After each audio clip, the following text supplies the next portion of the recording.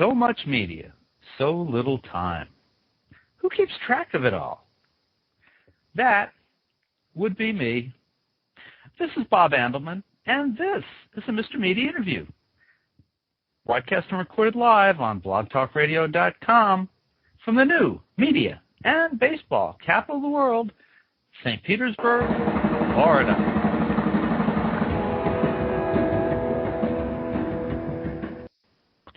Florida Gators, Oklahoma Sooners. It's time for the 2009 BCS National Championship game, and so we're talking football today on Mr. Media with Kent Walls, co-host of Fox Sports and Fox College Sports Channel's Tailgate Tour. For the last 5 months, Kent and his delightful, yes, that's man code for hot, co-host Sarah Karges have crisscrossed college campuses all across the United States in search of pigskin, tail, and tall tales. Today, he's going to tell us what he's seen. He's going to see us what he's told, too. We'll also get his take on this week's big game and why the Florida Gators, Mr. Media's alma mater, will walk away with the big title for the second time in 3 years. Kent, welcome to Mr. Media. Bob, thanks for having me.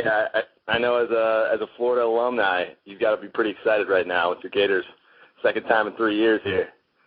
Well, you know, excitement is the first time. The second time in 3 years, yeah, it's pretty much, yeah, we've been expecting it to be this way. I like that confidence. That's good confidence. Going into the game, you have to be confident. I'm doing well. How are you doing? I'm good. Good. We haven't talked in a while. We've known each other for a while, and I'm delighted for all your success this past year. I'm hoping that 09 will be just as big a step forward as 08 was for you.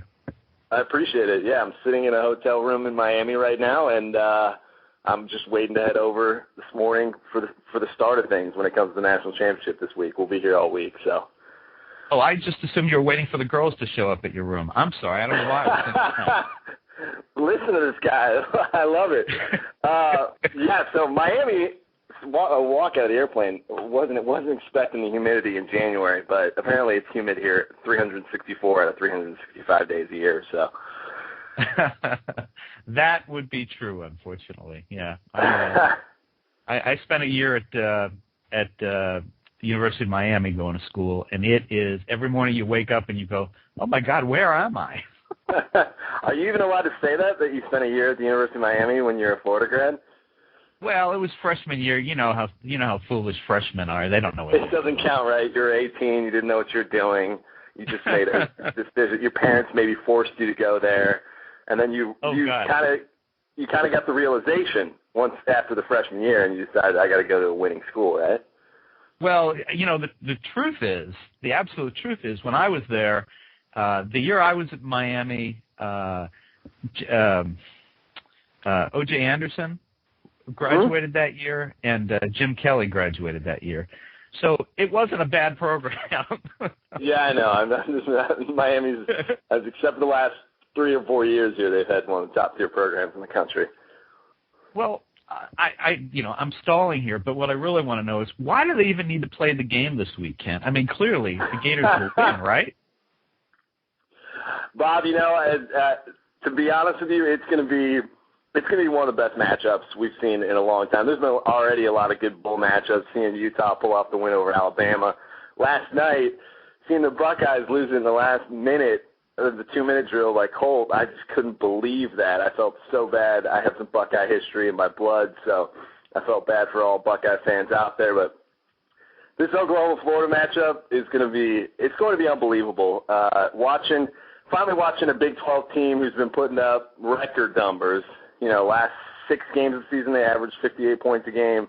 Last 4 they put up over 60.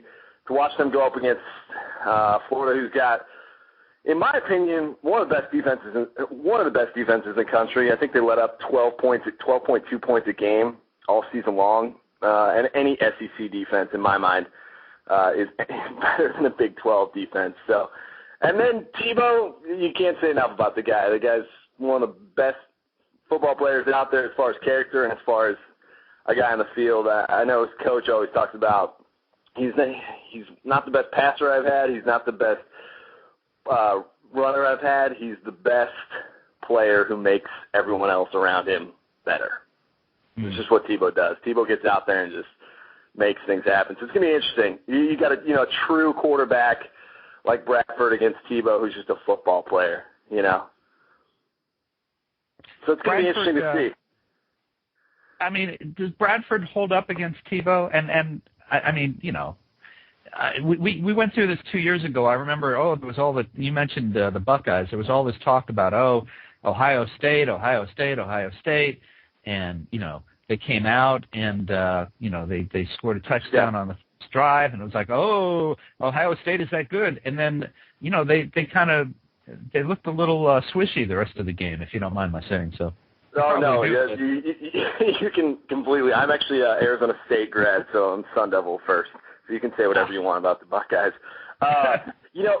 Statistically this year, Bradford holds up far better than Tebow. He's putting up 20 more touchdowns than him, 1,000 more yards. Bradford threw for over 4,600 yards this year. Tebow threw, I want to say, for 35. So statistically, absolutely, it wasn't Tebow's numbers from a year ago, but it's one of those things. He's facing Big 12 defenses every week, Bradford, and especially this year. Not in past years, but this year, Big 12 defenses have just been brutal, if I can say it frankly there. An SEC defense who Tebow was facing he's facing teams like Alabama and Georgia, LSU, teams who are known for top defenses in the country. So that's why his numbers were a little bit not as impressive as what Bradford put up. But it's going to be interesting just because, they always talk about how Bradford will be the more pure NFL quarterback, and Tebow, who knows if he'll even play quarterback in the NFL, will it be maybe a tight end? I've heard that recently on sports radio. So it'll just be interesting to see kind of what how the offense is after the break. This 4-week break bothers me in college football too. Super Bowl, they take a week off and then they get right back to it. The teams, it's similar to the World Series. Even when they have these 7-day breaks, suddenly the teams just are getting out of rhythm. We have a 4-week break. That's like going back into training camp again. I think it's unfair to the game. I think it's unfair to the fans. And I understand it's for revenue purposes with the bowl games and everything, but I support the 18 playoff system that our newly elected president supports. Well, certainly the Buckeyes were hurt 2 years ago by having an even longer break because Florida played the SEC championship, and then they played they played the FSU game, then they played the SEC championship. I think Ohio State was off both of those weeks plus the 4 weeks. Yep. So I mean, I agree with you. It's a long time, and you get so ramped up for the end of the season, then you got to wait the 4 weeks. I want to take you back, Kent, into the discussion about Bradford versus Tebow, though. I didn't mean to insult your quarterback. I'm sorry. No, not at all. No, I'm just curious, and I'm not a big statistics guy. Yeah. But did Bradford account for that many more touchdowns total, or total points than Tebow, or is it throwing? Did he throw 20 more touchdowns? Yards-wise this year, he put up 4,600 or so yards. Tebow put up 3,500. I'm absolutely correct on that. As far as the touchdown numbers, I wish I had them here in front of me. Unfortunately, I don't. Okay. I want to say he put up 49 touchdowns this year, and Tebow, I don't know if it was 20 more or 10 more. I might be wrong, Bob. I was looking at it. I looked at those a couple weeks ago, the numbers before the game, and I haven't looked at the touchdown numbers since.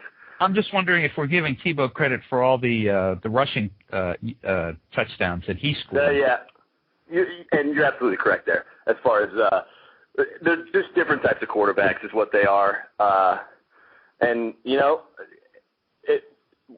who's to say which one is preferred, especially in college football? You look at past years' Heisman winners like Troy Smith. Troy Smith's got a similar, although completely different body frame to Tebow. He's 5'11", right, maybe $185. The guy plays, as opposed to Tim Tebow, who's 6'5" and can bench more than any lineman on his team. They have a similar similar approach to the game, and that's, we're just going to win in any possible way. If that means I have to run it in, if that means we're doing the option, if that means I'm actually throwing the ball. But then it's just interesting to see those types of quarterbacks and what happens to them when they go to the NFL as well, in my opinion. Some of them do well, but some of them, Troy's third string on the Ravens these days. He's not doing as well as we would like. He's not doing what Matt Ryan's doing for the Falcons, but it's going to be interesting to see how the game plays out. I'm hoping for a shootout, but I hope for a shootout. I expected a shootout last night, at least on Texas side against the Buckeyes, and at halftime it was 6-3. Not what I expected for a team who put up similar numbers to Oklahoma all year long. So that kind of cost my interest last night. My wife turned it on. I've got a nephew at Ohio State, and I'll tell you a funny story about that in a minute. But and I said, well, what's the score? She said it's 6-3. I said, I'm not investing the time. Sorry. One more year that Ohio State just can't seem to muster all the or live up to its hype. It just says to me that must be a weaker conference than we had traditionally thought. I mean, it just especially this year. Penn State's program was top tier, but then we saw what happened to them against. Yeah, SC. I mean, it really. You can't even justify that conference after watching the blowout, especially with the arguments that the Pac-10 is so weak. And then to see what USC did to Penn State was, I just felt bad. I was getting on the plane out of Los Angeles yesterday, and a lot of Penn State fans were going through security with me, just distraught. I felt bad for all Penn State fans leaving Los Angeles yesterday. That's sad. That's sad. Well, and there was a lot of that. I know the Outback Bowl here in Tampa was a disappointment for a lot of people because South Carolina. I mean, the expectations in Florida are, when Steve Spurrier is in a big game, his team is going to perform. That they may outperform. And here they just, they barely shut up. He went for the field goal to make it 10 points at the end, just because he thought it would, it's just a couple more points. Let me just tack it on. It's not like the days when he'd be beating Alabama, 40-0, and he'd tack on 7 just to, it's just, it's sad. I know. I'm telling you, this break just throws everybody off, and there's so many upsets in bowl games that aren't expected. To be honest with you, the Utah game shocked me, absolutely shocked me, seeing a powerhouse like Alabama, who's number one a lot of the season, coming out of the SEC, which in my mind, you might agree with this, is the top conference in the country as far as programs are concerned. You might agree with that. And just to see the way Utah just manhandled them was, Alabama made a late run there, but nothing that could really be touched.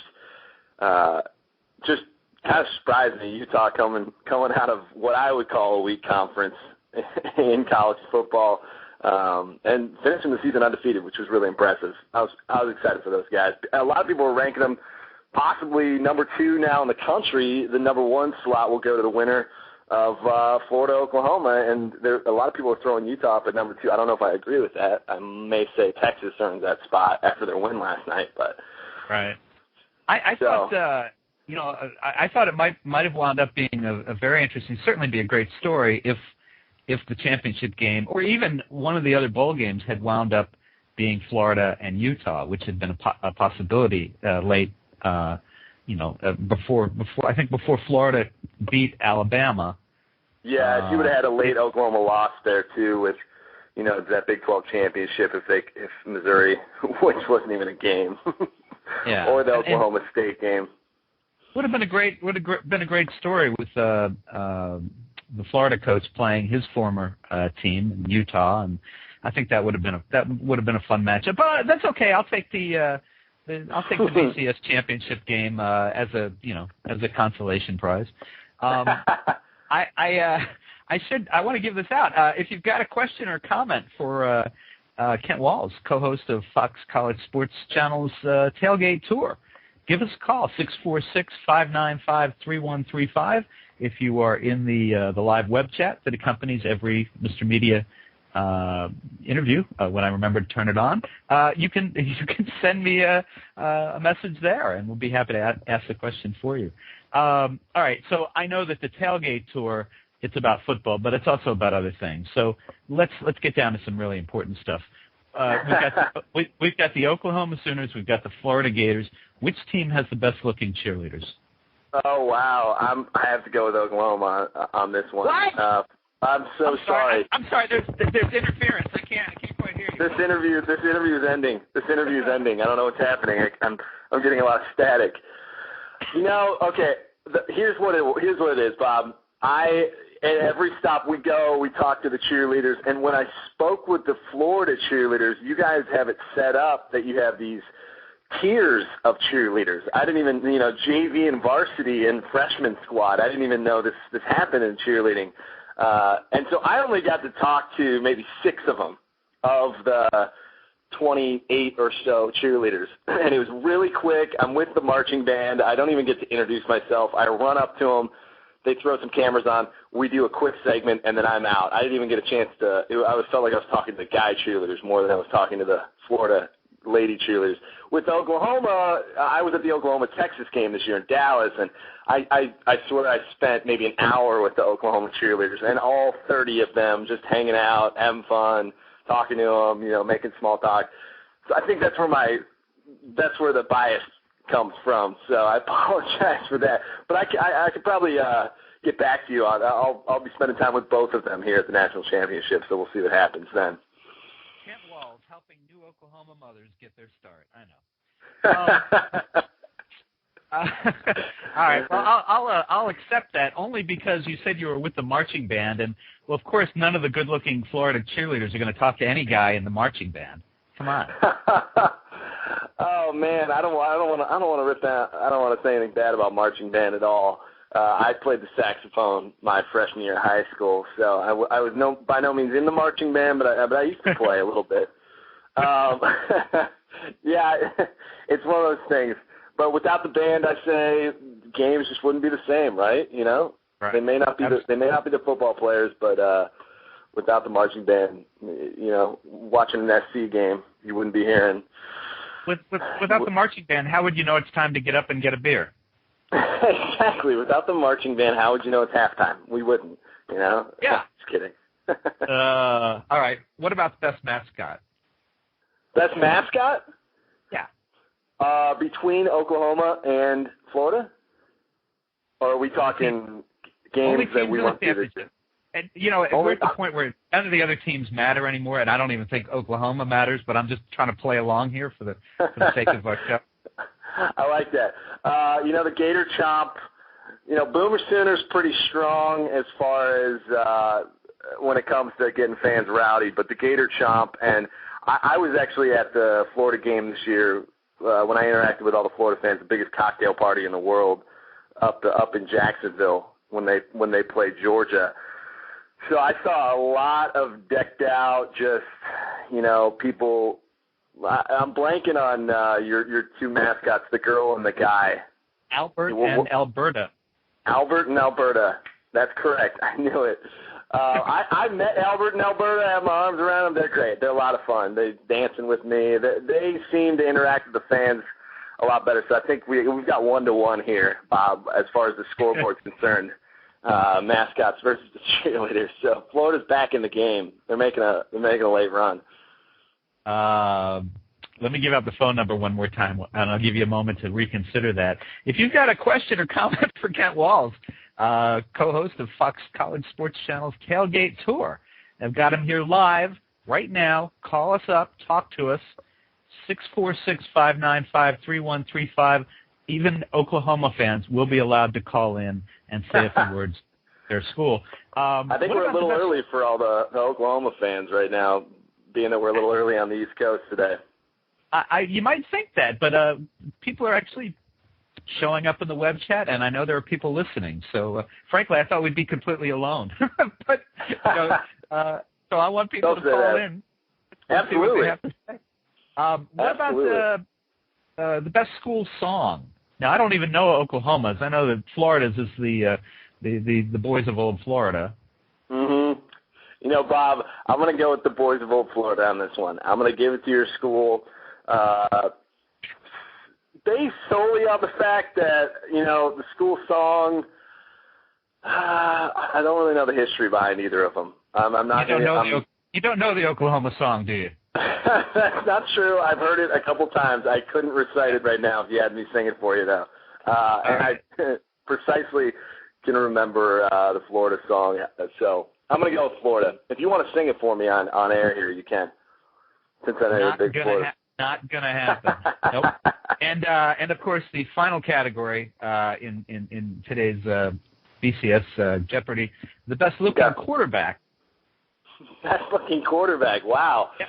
My career might crash if I say the wrong answer here.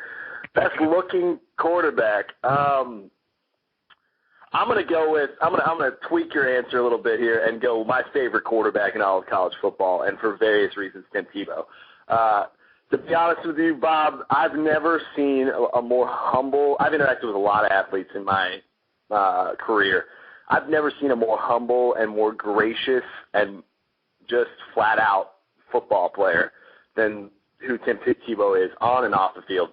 They talk about a drill that Florida does every year. I think it's called the Gauntlet, where freshmen come on the scene, very first day of practice, they stick them in it's basically like the game you used to play as a kid. They throw the person in the middle with the ball and just say, go, and then you just have to run around and not get laid out. And apparently at Florida, everybody they do this with, they give them the ball, and the freshmen just get laid out. Well, apparently freshman year, Tim Tebow, they toss him the ball. He's one of the only freshmen in Florida history to just bust his way out of the entire team. Nobody barely even touched him. Everyone was scared to even touch him as he just busted his way out. And then they supposedly they do it every year, and they make everybody get back in, but Tebow's never gone back in the middle because he put a bruising on so many of the players getting out of there. So I like Tim Tebow. You guys win. All right, there you go. That's fair. All right, let's change gears a little bit, and let's talk a little bit about the Tailgate Tour show itself. Was this? I know this was your first season doing it. Is the show itself new? Yeah, the show's brand new. Fox College Sports, which is a cable network in about 60 million homes, produces the show. But the show also airs on all the FSN. So all the FSN regionals air the show, and all the the FSN Prime ticket to create that relatively a newer network. So it's first season of the show. It was a concept from my executive producer. He came up with the idea. Nobody was really doing it. A couple networks, other networks, competing networks would touch on it briefly, 2-minute segments, but nobody was doing a whole show dedicated to the college football experience. And, we thought it was something where you could really, you watch these shows. I always talk to people about this. You watch these shows on, E. The show that used to be really popular on E was Wild on E. Brooke Burke and Art Mann run around the country just talking to these crazy partiers. Well, take that and put it in football and give a lot more history and actually talk about the game, talk about the traditions, put that in the football show, and that's what we're doing. It's been a blast. I'm not gonna lie to you. I've jumped in 5-degree water at Ohio State at midnight with all the students, and I've done. It's been a lot of fun, so I can't complain at all. Well, I was going to ask you about some of the more interesting things that you did this year. So you did the cold water. I know you went to the world's biggest cocktail party in I did. Jackson, which I have to tell my joke. There's a river in Jacksonville, a big river up there called the St. Johns River. Do you know why that is one of the few rivers that flows north rather than south? I don't know. Because Georgia sucks. Now, moving on. So what other kind of – I've just been dying to say that joke. That goes back at least to the 30 years since I got out of college, so I don't know. I can tell you this about the show, Bob. It's kind of like going back to college on television is what it comes down to with this show. we're running around talking to some of the most diehard fans you could find anywhere in the country. Going into Baton Rouge, Death Valley, talking to the LSU fans. I know you don't like to hear that, but, we spent a lot of time in the SEC country this year and Big 12 country, which, top 2 conferences. People live for their college football, especially in these cities where all they have is the school. People are just, it's crazy to watch. The RVs that pull up to these games, people are spending $500,000 on investing in their RV just so they can travel. I met a guy at the very beginning of the season, USC Ohio State. He lives in Miami. He flies every week to every single USC game, puts himself up for, guy's got a lot of money, and he flies back to L.A. for all the home games as well. So this guy's flying cross-country every weekend or to Notre Dame or wherever SC's at just to see the game because he's that diehard. He's an alumni. He's an alum. And it just blew me away. I can understand if you were making a living, but as a hobby, flying every weekend I love my Arizona State Sun Devils, but I'm not flying every week to go watch the Sun Devils, especially this season, lose. So the second book that I wrote was actually called Why Men Watch Football, and it's no great piece of literature. One of the fun things in there was talking to these guys all around the country who do things like you're talking about. I mean, they just their whole lives stop for their team, whether it's college or football. And yeah, I mean, their offices, their homes are completely designed and everything. They're the guy that their dining room table is the Florida State logo stamped on top, and their wives love it, don't they? Oh yeah. You got to be a certain kind of woman to live with a guy like that. You really do. I'm not kidding you. It's interesting to see the wives. Some of the wives buy into it completely, love everything about it, almost become more diehard than the husbands. But some of the wives, you can just tell, are completely fed up with it and want nothing to do with it as they sit outside their RV and they're just almost crying as they're, why are we here every weekend? I feel like they lose their husband for a good 6 months during football season. So. And I tell you, I'm not that diehard. I'm not. I'm just not. I actually gave up my Bucs season tickets this year after 10 or 12 years. I was so fed up with the team and the decision making and the coaching, and then seeing that all the games this year were scheduled for 1:00 on Sunday. It may be fall and early winter, but it is really damned hot out there in Raymond James Stadium at 1:00 on a Sunday afternoon, and I'm not getting any younger. I don't know why, but I'm not, and so I love my teams, whatever sport they are, but I'm not that crazed personally. At least you have a team in Tampa. Is the in Los Angeles we have to drive down to watch the Chargers, so that's a little frustrating. But you got Phillip Rivers though, at least. Yeah, we do. LaDainian Tomlinson, let's not talk about him either, how bad of a season he had. But all right, let's continue about the show then for a minute. And let me give out the phone number again. Because if you want to call in and talk about your team, we're happy to do that. 646-595-3135. Give us a call. We can resume the conversation about Oklahoma and Florida. I'd like to hear your picks if you want to call in. Talk to us about it. How different was the Tailgate Tour from the beginning of the season as a new show to the end of the season, which we're now approaching? How much did it change? How did it evolve over time? It completely changed as far as just kind of I guess I would say the energy behind the show. Our first episode was actually USC Ohio State. We were in Los Angeles. We had all been to USC's campus multiple times. Not that it wasn't special or anything. But the game, it was such a blowout by USC, and we were all just kind of finding our bearings as far as the show specifically. But literally from episode 1 to episode 2 was such a jump as far as just on our side of things.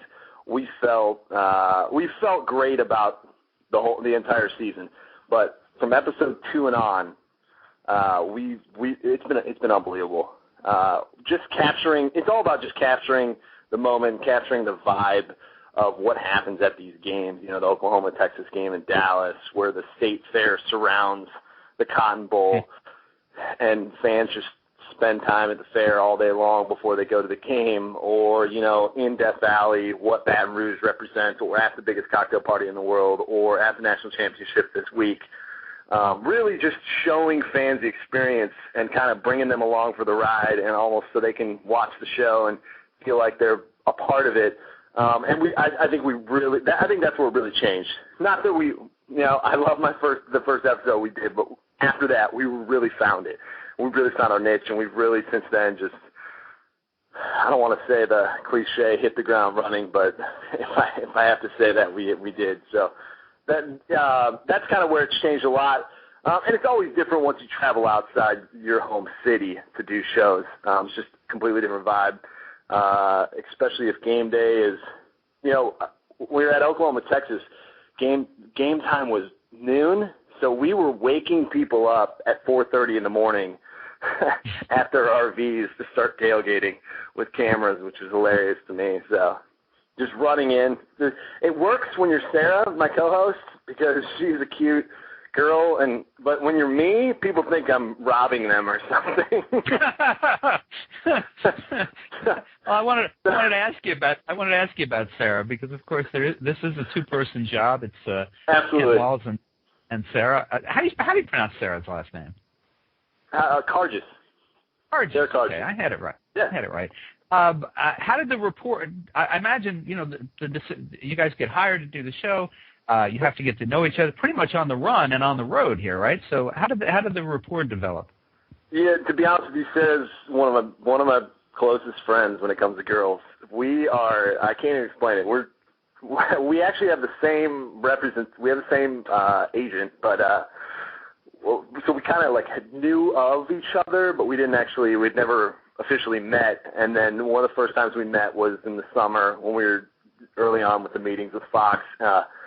It was just easy. It's so easy with Sarah. Who she is on the show is who she is in person. She's just this, bubbly, cheerful character all the time. Even last night when we were watching the game, the Ohio State game, Texas game, we're sitting there and I'm just emailing. I'm kind of being quiet, and she's just constantly just like having fun, joking around with everybody. I'm like, do you ever slow down? She's great. We've become such good friends, and it's just easy working with someone like that. She's so professional, but she's also just kind of a pleasure to work with at all times. So, I imagine the guys, when they see Sarah, their attention is diverted. I feel like I'm her older brother / bodyguard half the time, and not the co-host of the show. Really? Because not in a bad, just in a, you become protective of the people. You're protective of the people you work with, and you care about the people you work with a lot. And so, you're at these games or around a lot of, crazy environments. People are, having a little too much to drink, and nothing's ever happened at all. But, there's times where a guy will, hey, what's up? And I just step in. I'm like, don't touch her. So, it's definitely have to be with females in those settings. You always have to be a little more careful, and we are as a network completely. So she's great, though. She handles it great. She's total pro, and she's actually been doing. She recently did some stuff for MTV as well. She does a show. They do a show called Busted Live. I don't know if you've ever seen that. It's kind of like the modern day version of Cops, but she's one of it. She does a lot of stuff for them as well out in New York for that show. So she's doing great. She's having a lot of fun, and we have a great relationship. So I'm closer to 50 than college age now, so I didn't even know MTV was still on the air. It is, but it's not about music anymore. It's about lifestyle programming. Oh, well, see, I have no life. So, where sorry. It's because it's you, Ken. I'm just enjoying the conversation. Where did you and Sarah get hit on the most when you've been on the road to these colleges? Where did we get hit on? I don't know if I get hit on that much. Sarah Probably does, but she fights it off so quickly and shuts everybody down when it comes to getting hit on that. For me, specifically, one thing sticks out in my mind was in Jacksonville, your home state, at the world's largest cocktail party. I was at the place called The Landing, which is right on the St. Johns River. It was Halloween night. Everyone's dressed up. I've got Michael Phelps running around, a guy who looked identical to him in a Speedo, swim cap, all the gold medals. It was hilarious. You got Johnny Depp, every character you can think of, Will Ferrell's version of Elf running around this landing. And I'm standing in the middle doing a sound check, just making sure we got everything kind of out of the way because I didn't want to be, whatever. And this girl, I don't know, 26, 27, just came up behind me, and suddenly I have, arms around me, hugging me like we've been married for 15 years, just embracing me. And I'm thinking I don't know, maybe it's one of my PAs or maybe it's an intern who was scared, or maybe it's one of my producers who's joking around. And I turn around, and it's this girl I've never met in my entire life, and she just looks up at me and goes, "Will you go on a date with me?" And I just turned around. I was like, you're a sweetheart, but I can't currently right now. She's like, why not? And I'm like, well, we're kind of working. She's like, oh. And I was like, how much have you had to drink tonight, honey? And she's like, nothing. And I'm like, yeah, right. I'm like, why don't you go back on the dance floor and go find someone else? So that was the moment that stuck out in my mind. It was really funny, though. Here's what really happened. What really happened is Ken said, do you have some ID? And she did, but it wasn't over 18, so wow. I have this clause. No, I'm sorry. Sorry, no. I'll try to give the rest. Yeah. No, it's all right. I just, on the job, you gotta be a pro. What are some of the more memorable things you learned about the colleges that you covered that you will take to your grave? Things that you learned that you did not know, and that you'll be hard-pressed to forget? I think one of the most interesting things I saw all season, this isn't mind-blowing or anything when you hear it, but I guess you have to experience it to really see it. Most college football stadiums or football stadiums in general that you're at, when you're standing at the edge of the end zone and you look to the fans as far as how far away depth-wise the fans are, it's a good, let's say 20 to 30 yards at 20 to 30 yards to the fans where they're at. There's a good amount of distance. A lot of people are involved there.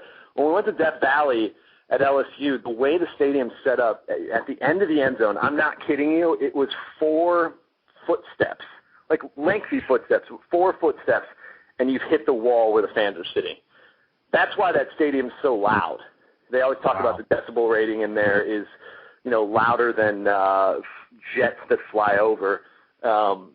When it comes to the LSU stadium, it's just a tight little stadium, and I was blown away. I got down there and I was like, this can't be real. I feel like a player goes a little too far on that fade route for the end zone, and he's just going to take somebody out in the LSU fans. So that was one of the most interesting things. The other thing that I thought was hilarious was the Mirror Lake experience at Ohio State. Every year before the Ohio State-Michigan game, doesn't matter how big the game is. This year, the game lost a lot of its significance because Rich Rod's Michigan Wolverines were absolutely brutal this year, and Ohio State, 2 losses in the regular season keeps them barely in the top 10. So anyway, every year, Ohio State students, the Thursday night before the game or whatever, at midnight, anywhere from 9 to midnight, there's this lake called Mirror Lake in the middle of Ohio State's campus. And the students, doesn't matter how cold it is, and there's snow everywhere, they just run out. They run straight up to the lake, a lot of them, in their underwear or whatever, just jump in. Here's the funnier part. I don't know if I can tell this story, but I'm going to tell it anyway. We had an intern who was Ohio State local who we had hired. She's with our crew, and we're shooting everybody jumping in the lake. We're shooting me jumping in the lake. She got so inspired as she's working as an intern. She's like, it's my senior year, and she just jumped in while she's working for Fox Sports, which I thought was one of the funniest things in the world. Suddenly we have a crew member who's soaked because she's a senior at Ohio State, and this is her last year, and she had to jump in. And I just looked at her, and I just started laughing. I was like, really? Did you really just jump in? I was like, whatever. Come on with me. We'll go get warm. So it was just funny to me because I didn't expect that at all. So. It sounds like a good time was had by all on this year's tour. Yeah, it was great. It's been a lot of fun. So. Could Fox ever do a tailgate tour for college basketball or even for the NFL, or would it just not be the same? Absolutely they could. They could absolutely do that. It's one of those things. If you think about it, that Duke North Carolina game, every year. Look, the weather with college basketball doesn't cater to tailgating, but it does happen. But still, you could still do the tailgate tour, the emphasis on the actual tailgates, because our show isn't all tailgating. The last 6 minutes of the show is the tailgate segment. The rest of it, we're showing history of the school. We're giving a tour of the stadium. I gave a tour of the Buckeye Stadium, showing everybody all around the student section. We give a tour of the campus. We show the traditions that happen at each location and why this game is special. So you could absolutely, you could do the Super Bowl. Just all the fans that come into town. You could do the College World Series. You could do, whatever it is. You could go outside of football, which is, a great idea. And I would love to do it. So if you want to call Fox and request that. And you know anybody who might like to host a show like that? I don't know. I may know a guy who may be able to do it for Fox. I don't know. So, if you want to call Fox College and put in a request, you let me know. Okay. All right. So how much football did you guys actually get to watch during the course of the season? Or were you working through the games? Or did your show, should point this out, the show tends to air the week after the game. So you've collected all the video and almost a look back in that regard. So how much football do you actually get to watch? We shoot up until about the first quarter of the game. Is when we kind of wrap, just to make sure we have everything. It's showing all the pregame festivities. It's showing all the experience because we're here all week, shooting in Miami for the national championship. So after the first quarter, typically we'll head in. Fans are never excited because I'm usually wearing, the wrong colored T-shirt is what it comes down to. Whether I'm in a gray or black or whatever I'm in, I'm walking into a stadium full of crimson red and burnt orange, and they're like, "What? You're Oklahoma or Texas? You're black. Well, you have a black shirt on. That you're wearing wrong colors. I'm working.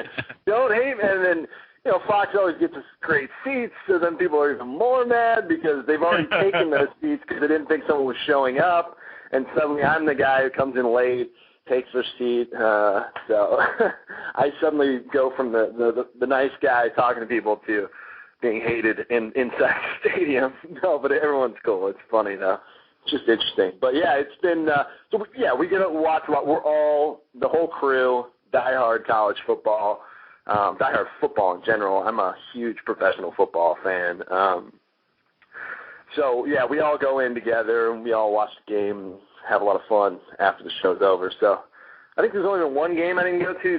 The very first game of the season, USC Ohio State. I can't remember why I didn't go, but I didn't see that game. I saw it from my couch at my house. So now, as we're just kind of getting close to wrapping up here, I'm wondering, has the network talked to you about next season yet? That's all up in the air. That's as the host, sometimes you're the last to know. So. I know there's been a lot of discussions. I don't know any details at all. I wish I did. But we'll see what happens. So we're excited. We've had a really great season, and Fox College has just been unbelievable as far as giving Sarah and I this opportunity to run around the country, talk to college football fans, and it's just been a blessing to do this season. If we can do a second season of this, more games, that would be unbelievable. It would be awesome. If it doesn't happen, they treated us amazing and they were great to us this football season. We're hoping for a second season, though. So I'm crossing my fingers and saying a little prayer and hoping we have a second season because it'd be a lot of fun. So, and there's so much more. I guess there's so much more to show college football fans. I would say there's so many other games that we didn't touch on this year. You know, games like Army-Navy, you know, games that, you know, some of the SEC, the Big 12 title, the SEC championship at the end of the year that we just didn't get a chance because our busy schedules to get out there. And it'd be great to just show fans that experience as well. So. What are you doing once the season ends? Do you have a next gig lined up? Yeah, there's a couple different shows. Unfortunately, I wish I could publicly speak about them, but I can't currently publicly speak about them. Hopefully soon I'll be able to.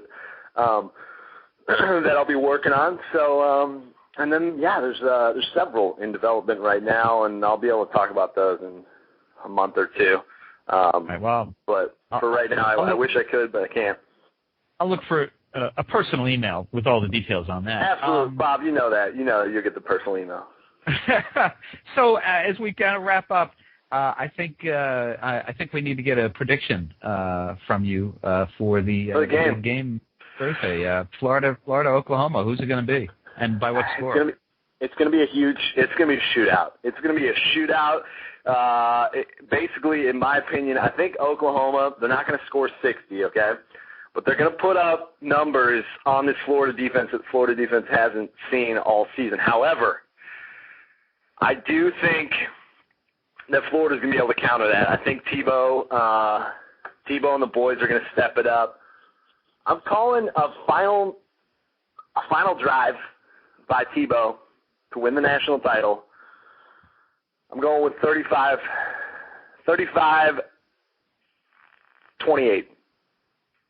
Wow. 35-28. It's going to be 28-28. I know this is very specific. You think they're driving for the field goal, but Oklahoma defense is going to slip and they're going to get the touchdown, win it by 7. Well, you've even got the end plays figured out. Forget about that. I know. Who knows if that's true. But 35-28 is my prediction. Florida wins it. Tim Tebow, second title in 3 years. Wow. He will leave as one of the top college quarterbacks of all time. And do you think that he goes pro after this, or do you think he comes back for his senior year? Man, I know you're hoping he comes back for his senior year. It's you know, Colt McCoy, Texas quarterback, has been very candid about the fact that he's coming back. You know, Bradford's not is the word on the street right now. Matt Stafford over at Georgia apparently is going pro as well. You know, if I were Tebow,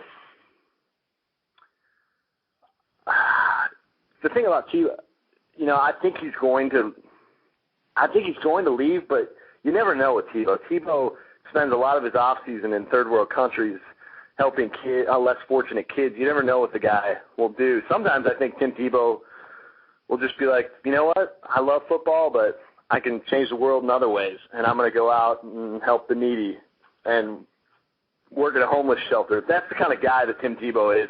That's why I'm such a huge fan of him.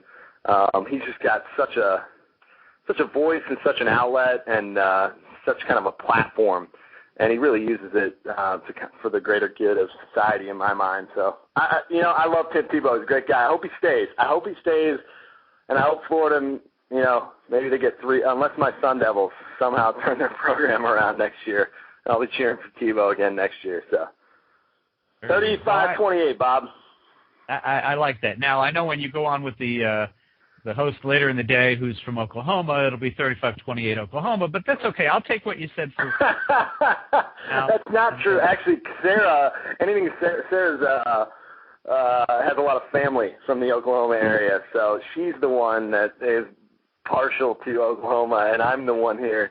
I'm being completely honest. I am a Florida fan for this game, so I cheered for Texas when they beat Oklahoma in the Red River Shootout earlier this year, so I'm going to cheer against Oklahoma again. Sorry, Oklahoma fans. The thing I'm always curious to see this season has been the teams that come out and are expecting Tebow to run, and then the teams who don't seem to have watched any film and don't know that he's going to run. And so if it the thing that concerned me the last couple Florida games of the season is that I thought they overplayed the run because everyone was expecting it, and I'm hoping that Urban Meyers, if he sees that they're expecting the run so often early in the game, that he'll go back to having a throw-in quarterback for a while to shake things up. And if he's too predictable, as I think they were a bit late in the season, that they'll counteract that. But I think that'll be the good thing for Florida is you guys have your offensive coordinator who just took a new head coaching job, and there's been all the drama that was 4 weeks ago in the Florida program is gone, and now all the drama in my mind is shifted to Bob Stoops and the Oklahoma Sooners, because all the talk that the Broncos are possibly going to hire him after they fired Shanahan, and there's just kind of been a lot rumors and distractions in my mind that have been circling in the Oklahoma camp, which some people believe and some people don't, that those kind of distractions can really make or break a game. I really believe they can make it. They can really break a game for the Sooners. So, if you're a player for the Sooners and you're hearing that your coach might be leaving next year for the Broncos, I don't care what you say. That messes with your head. And so we'll see if that messes with the national championship. Well, I can put it in NFL context. When Monty Kiffin announced he was leaving the Bucs with 5 or 6 games to go, they didn't win another game. Yeah, they just check out, Yeah. It's just like when the Cardinals made the playoffs this year. It's a different correlation here. But the Arizona Cardinals make the playoffs, and then they just check out for the final 4 games. Just a mindset that players get into, whatever that distraction is. They make the playoffs, the head coach gets fired, someone on the team gets suspended, and it can always, it can be the reverse effect. You look at the Redskins last year when Sean Taylor passed away, and then the kind of numbers they put up following that tragedy were unbelievable. So, well, folks, listen, you can catch my on Fox Sports and Fox College Sports Tailgate Tour. The final will air a week after the game. What is it, the 16th, Ken? Yeah, Fox College airs the show on Friday the 16th, and the FSN, all your regional networks, will be that Monday. So it's different in every region. I always say check your local listings. Yeah, or go to the Fox Sports website.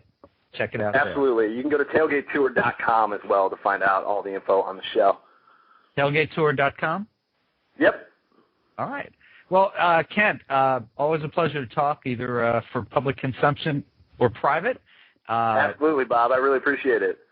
Yeah, congratulations on the season, and thanks so much for joining us on Mr. Media today. It was wonderful to have you as a guest.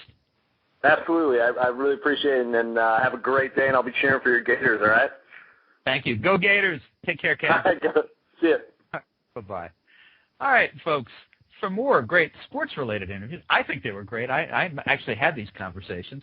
Surf over to our main website, www.mrmedia.com, where you can listen to my earlier conversations with Bill Romanowski.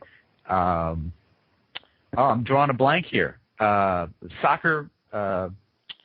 Help me, somebody. The women's soccer player who ripped off her top at the end of the championship, the Olympics.